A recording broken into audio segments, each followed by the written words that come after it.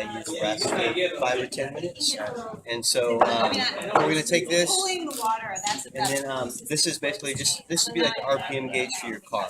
And so you always want to know how hard you're working. You want to work effectively and with purpose. We want to establish a baseline for you, and this will help us determine your cardiovascular zones, just because each person is different, right? And so we're going to treat you as an individual and find out your individual heart rate zone so we can work you specifically for your body's needs. Okay. So I'm going to go ahead and take this for 30 seconds here, and I'll times it by 2. She doesn't have enough muscle mass, I think, to make a determination of when she's going to do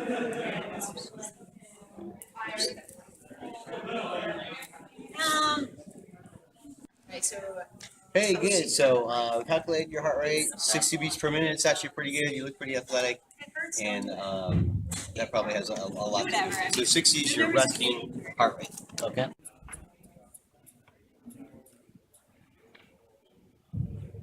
All right. So stage 1 is 118. Stage 4 is 78. 68.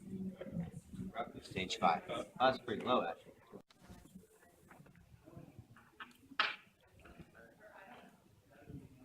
Wow, you're actually pretty low, man. I've usually been told that. Yeah. Incrementally, on 2 different exercises, we're going to be taking your blood pressure. It's going to be at 2 minutes, 4 minutes, and 6 minutes. And we're going to gradually increase the workload so we can measure your body's reaction to that through your blood pressure. So the only thing is, I'll go ahead and adjust the speeds for you in the incline, so you don't have to worry about that. The only thing is just make sure to keep your hands off the rails. Okay. Yeah, good stuff. And we're off and running. No pun intended.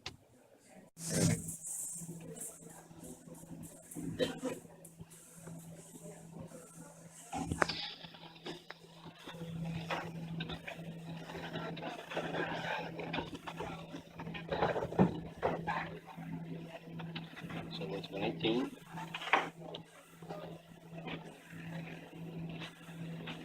70 and 68.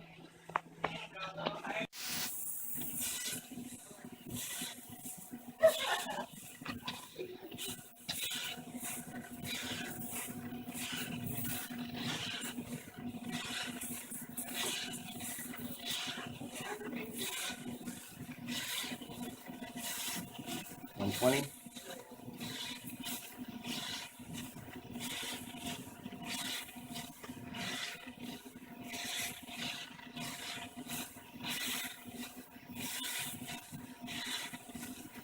62 and 60. That.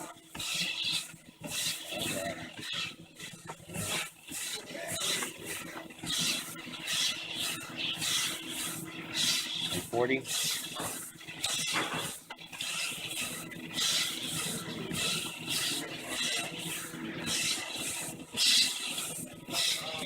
64 and 60. Do the same thing as we did over there. The only thing is that includes your mass and your weight into it. This is just your weight's removed from it. It's just your straight, same workload for everybody, regardless of their weight. It's just the force that you're pushing, right? So we're going to go and we're going to keep your RPMs. Goal is going to be to keep them at 60. We're going to take measurements every 2 minutes. And every 2 minutes, it's going to get slightly, progressively, a little bit more difficult. Okay. Yeah, and same thing is over there. We're on the treadmill just so we can track your blood pressure and heart rate as the challenge becomes more difficult. Okay. Yeah. Arm here.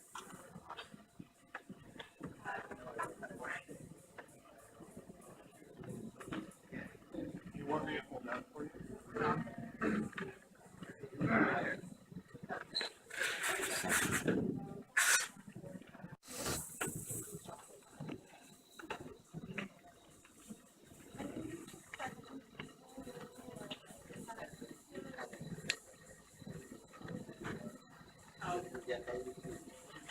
Seven.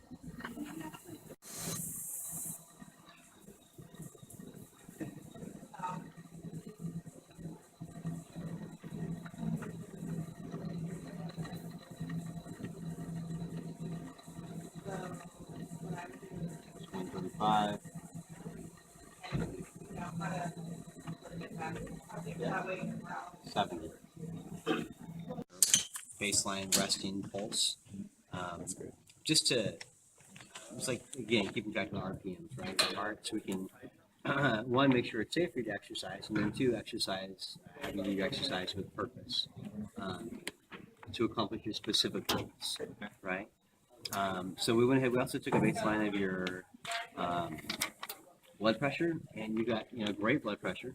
It was 110 over 70. So if anything a little low, what that tells me is we just need to be really careful when we're having you do anything where you're bending over a lot and standing up, or you're exerting a lot of force all at once. Want to keep you away from balance situations or anywhere you could fall, or just something to be aware of with low blood pressure. You're not taking any medication? You got artificially? Okay. Good. Okay. Well, good. Yeah. Strong ticker for sure. And then, so anyways, the results from when we were having you do the exercise, right? We incrementally increased the work, and then we tracked your body's reaction to that increase. And so we went ahead and we took your resting heart rate and we calculated the percentages at 90% maximum heart rate for you, 80%, 75, 70, and 65%. And then so we calculated those out while you were doing your work. So everything seemed pretty in line here. At your phase 1 and phase 2 on the treadmill, you barely broke. What was it? Yeah, 65%. So yeah, not really exerting too much effort. And then once you hit the 156, we got you into the 70% range of your maximum heart rate. So light to moderate, right? You're able to talk with no problems. Yeah. So yeah. So good shape there. And then we went over and we put you on the cycle after that. So your heart rate was 128 to begin with, then 150, and then when you were working the hardest, it went up to 163. What that equates to is one is below even, the first one's below even 65%. The second one you were at 65%. So light workload for you, right? And that percentage was at my maximum. Of your maximum heart rate. Okay. Yeah, it's a Carbonian method, so it actually takes into account you as an individual and your personalized base heart rate. Gotcha. Yeah. And that was where we calculated 220 minus your age, minus your heart rate, times the percentage, add your heart rate. Yeah, and so then at your max workload here, you were 163 for your heart rate, which for you is 80%. So you had a little difficulty talking, right? You're starting to go anaerobic. Yep. If you keep it up, you definitely end up in some decent intensity exercise. But during that time, let's take a look at how your heart reacted to that and your blood pressure. 135 over 70. So your diastolic, which is what we want. We don't want your diastolic to move. It should stay pretty stable, but we did see a slight increase in your systolic. The good thing, though, is even at 80% for 2 minutes, you were still only 135 for your systolic, which is barely.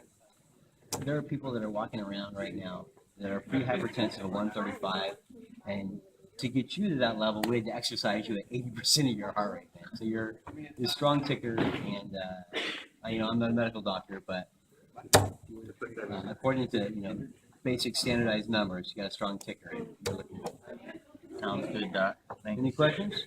No, I think you've answered them. Thank you very much. Yeah, we can set up a good goal plan for you now based on that. No, let's do it. Awesome.